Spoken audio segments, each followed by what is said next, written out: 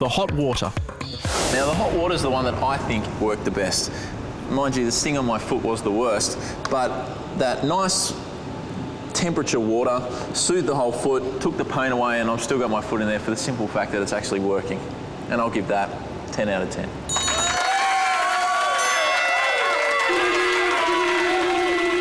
Now, is my little experiment valid? Well, let's ask Dr. Jeffrey Isbister, a Newcastle-based toxicologist. He examined various bluebottle sting treatments in a year-long study by testing people who'd been stung as they came out of the water. He mainly examined the impact of ice and hot water over a 20-minute period directly after the sting. In those receiving ice, a third of patients said they had improved pain over the 20-minute period. For those receiving the hot water immersion, almost 90% said they had improved pain. So it was really a big difference between a third and 90%. So it's been proved, hot water really is the go. And the optimum temperature of the water? About 45 degrees Celsius. Still well below boiling point, but hot enough to do the job. And by immersing, the idea is to actually try and heat the whole skin layer up to 45 degrees so that we effectively inactivate the toxins. Now, there's a challenge to our lifesavers. So next time you get stung, don't ask for the ice. Call for a bucket of hot water. So do I feel better for having been involved in this very, very important work? No, I don't. I feel bloody awful.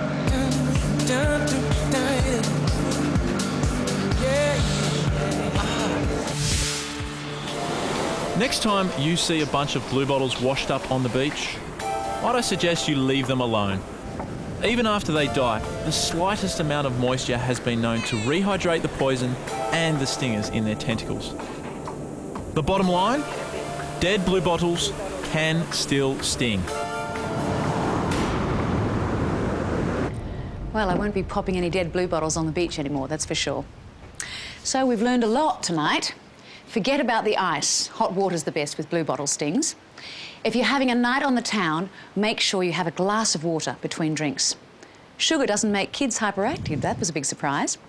And as for jogging on the concrete, well, that doesn't sound like such a good idea. Now, that's the show for this week, but here's what we're putting to the test next time. Who doesn't like chocolate? Does chocolate give you pimples? Have a look at this face. Not a mark. Slats becomes a chocoholic for a week to find out. What to do when you find mouldy cheese in the fridge? It's a question that most of us have faced. Do you cut off the mould or just throw it all away? I've brought in my lunch here. It's alive. Oh. Plus, what's the least amount of sleep we can get away with? I'll probably come last with 8 hours. We're taking 5 friends to the lab to find out. I'm not ready for bed yet, but I've got to go. It's my time. Some won't sleep at all. I'm so tired. Who'll be best and brightest come morning?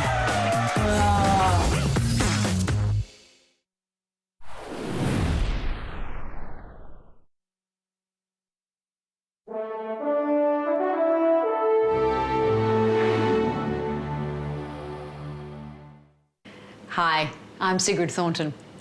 In the days before refrigeration, everything went into the ice chest. And if you missed the Iceman, well, you ate your dinner very quickly. But now we've all got smart fridges, which can do just about everything, except for this. What to do when you find mouldy food in the fridge? It's a question that most of us have faced. Do you cut off the mould or just throw it all away? Who doesn't like chocolate? Does chocolate really give you pimples? Have a look at this face. Not a mark. Slats becomes a chocoholic for a week to find out. I'm a Mozzie magnet. Are you always targeted by mozzies at barbecues? Those blood-sucking pests that seem to show up every time we turn the gas bottle on. We'll tell you why they like some people more than others. We're going to stick our arm in there. Yeah, that's right in there. We're going to get them to bite us. Plus, how damaging is it to our bodies if we lose too much sleep? I'll probably come last with 8 hours. We're taking 5 friends to the lab to find out. Who will be the best and brightest in the morning? Well, there are a few surprises in store, plus a whole lot more ahead of us on what's good for you. Hey, what's good for you? Did your mama tell you what's good for you? Did your mama tell you what's good for you? What's good for you?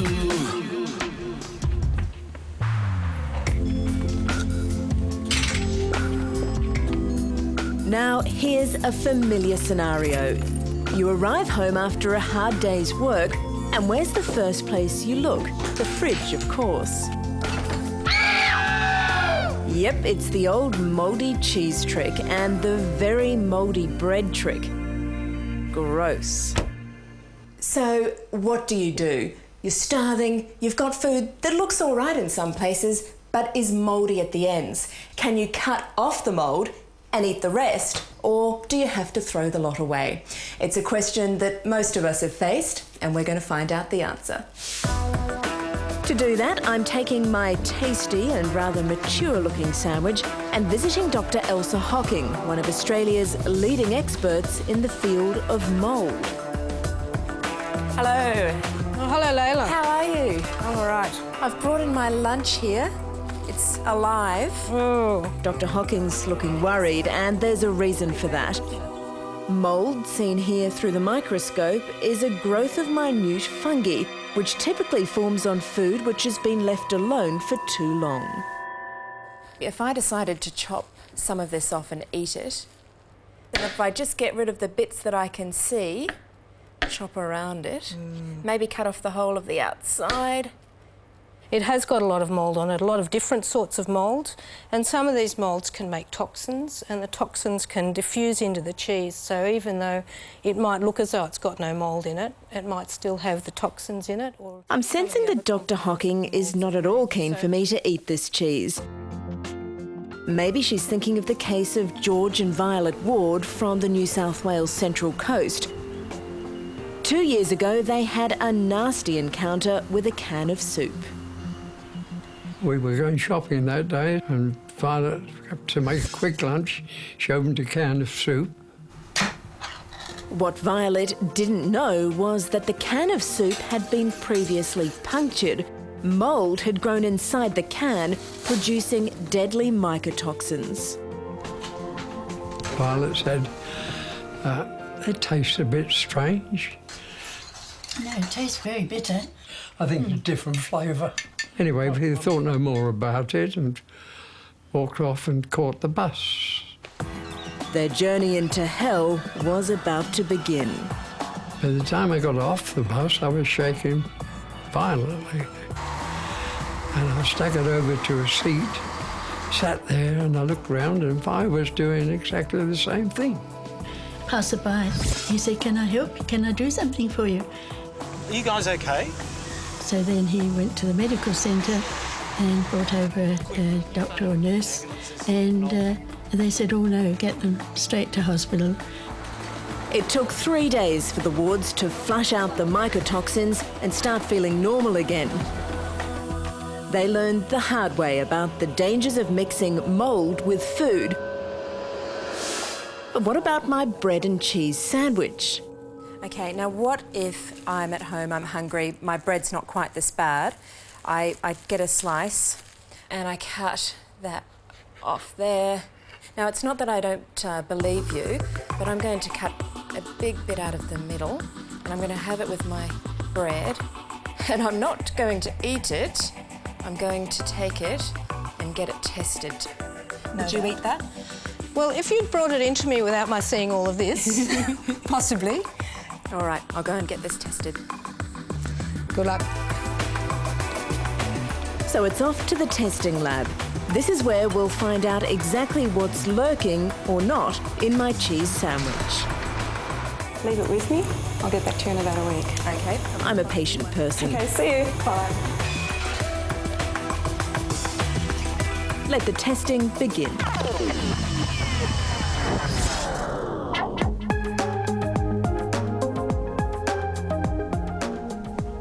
Who doesn't like chocolate?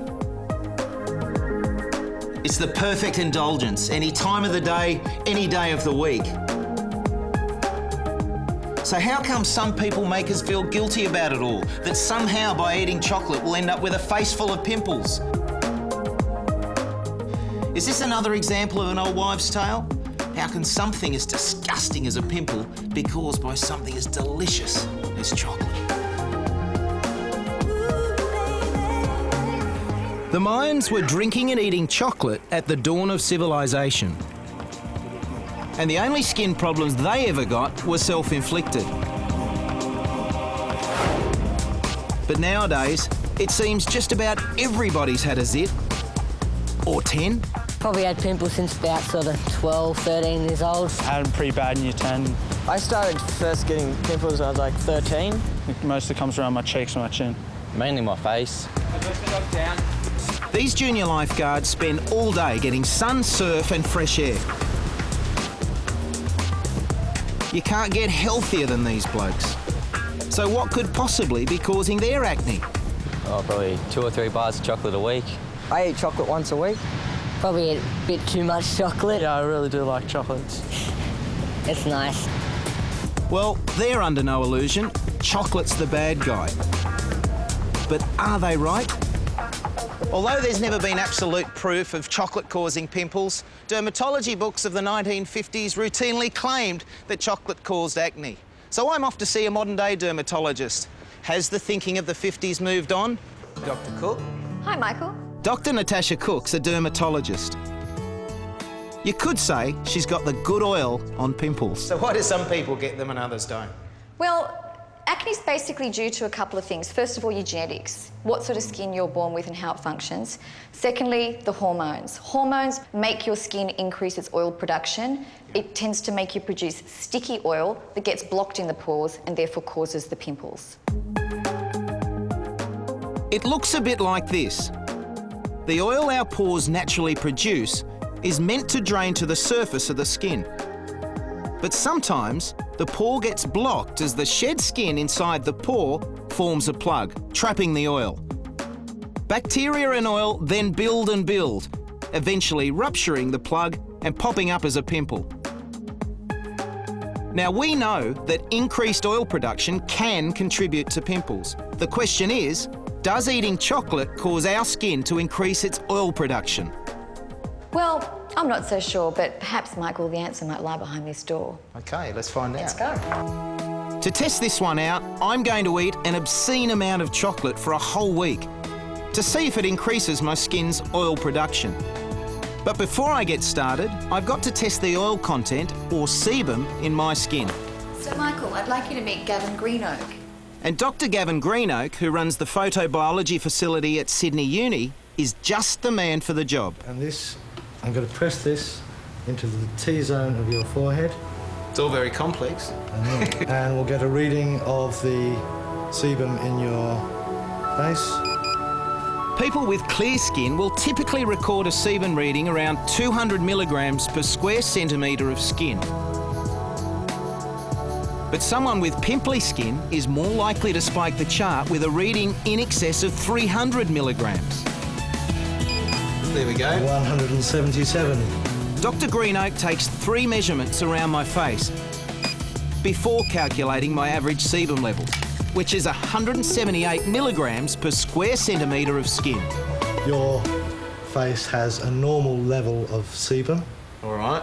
And all you need to do now is go away and eat huge amounts of chocolate. Well, thanks, guys. I accept the challenge, and I think I'm the right man for the job. What kind of dream assignment is this? Let the marathon begin.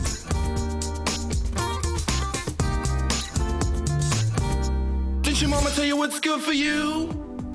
Chocolate contains ingredients which increase our serotonin levels, a naturally occurring brain chemical that makes us feel happy, which is why we feel so good when we eat it. Coming up. Here it is. Oh, look at that. Can we cut the mould off cheese and still eat it? How much mould is in the sandwich? The results are in. What's good for you? Did your mama tell you what's good for you? I'm on a mission to find out if eating chocolate will cause me to break out in pimples. I've had my skin tested, and now I'm embarking on a chocolate binge for a whole week. This is a great theory to try and prove. I mean, it's a licence to eat as much chocolate as I can for the next week. I've come to Melbourne to join a tour specifically designed for chocoholics. I can't imagine anywhere I'd rather be. You must be Susie. I'm Michael. I'm here for the Chocoholics tour. Nice to meet you. So we're going to take you on a chocolate indulgence walk of Melbourne today. Beautiful. I've got some other chocoholics here that are going to come with us. So if you'd like to start off, we're going to go into Max Brenner. So please follow me. I can't wait. Let's go. Well, I'm going to make sure I have one of each, but I'll just start with that one. Thank you. Our natural body temperature is set at 37 Celsius. And chocolate melts at less than 36 degrees. So it's a mouth melter in every sense of the word. Oh, how good is this chocolate? I'll tell you what, it's going to be worth getting pimples. In its purest form, dark chocolate has a high cocoa content. Studies have shown that eaten in moderation, it can help to promote cardiac health. The bad news? Milk, white and drinking chocolate have a higher sugar and fat content. Eat too many of the milky white ones and you'll turn into a big fudge ball. But will you also get pimples? Glenys, what are your thoughts on that? My God, no. Have a look at this face. Not a mark. I do get a pimple or two, but when I do, I stop eating chocolates. Jace? Like Shona, I eat a lot of chocolate as well, and I never get pimples. Hang on a sec. What's that on your chin there? Look, mate, I don't know what you're talking about. You guys right to go? Yeah. Oh, we better go then, huh? By the time we move on to the all-chocolate high tea, I'm starting to worry more about getting love handles than bad skin. Well, thanks, guys. I've had a great day. A little full, I have to say, but very happy indeed after our chocolate eating. Now, I'm off to see the dermatologist at the end of the week to see how my skin has fared up after the week of chocolate eating, and I'm going to ring each of you to see how you're faring as well. OK? So wait for the call. OK. Thanks again. See you later. Bye. Bye. OK, I've well and truly started this chocolate diet, and so far everything is going great, if a bit filling. But most importantly, the skin is as clear as ever. 6 more days to go. Did your mama tell you what's good for you? I'm trying to find out if you can cut mould off food and still eat it. So I've got my cheese sample and I've left it at the lab for analysis. Now, so far, I've concentrated all my energies on finding out about bad mould. But what about all those soft cheeses we eat, which are already mouldy? How do they fit into the equation? To find out, I'm calling in at the Millawa Cheese Factory in country Victoria. Hi, David. Layla. Hi, Layla. You're the big cheese around here? That's it. That's been said before. Yeah, no doubt. Now, David Brown founded this company nearly 20 years ago. He really knows his cheese. We can talk about that here, but otherwise I could show you how it works in the factory. Oh, I'd love to see that. Thank you.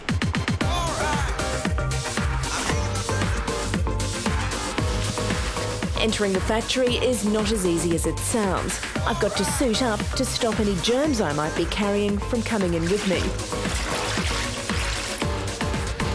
There are 2,000 wheels of blue cheese in here, every last one mixed with good mould.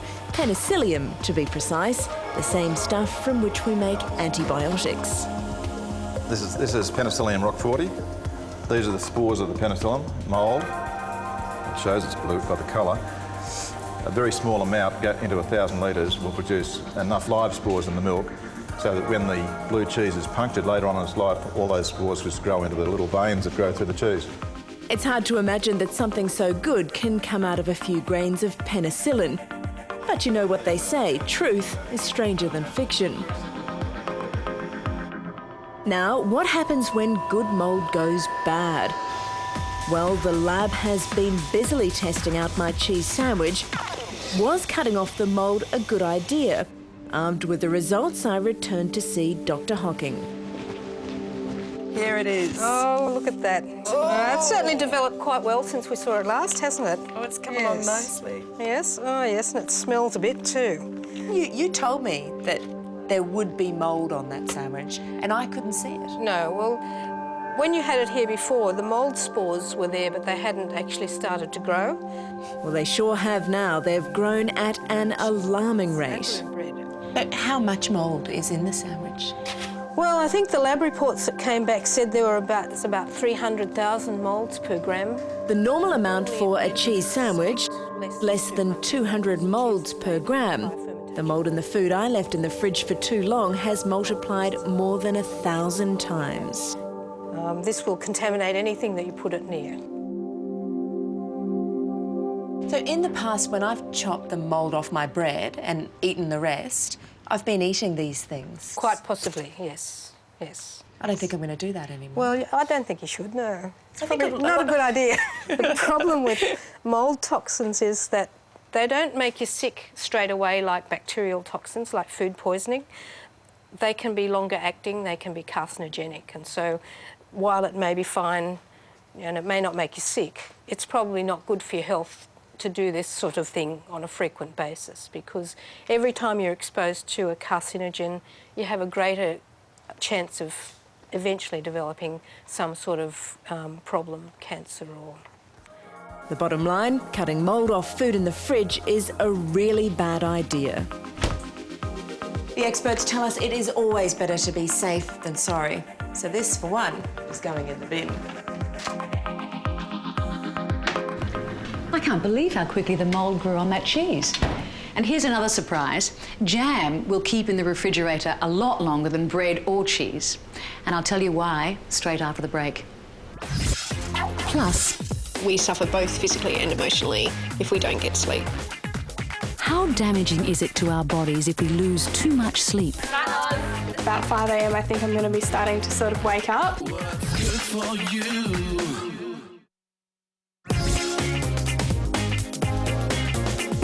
As a general rule, jam will last indefinitely in your fridge.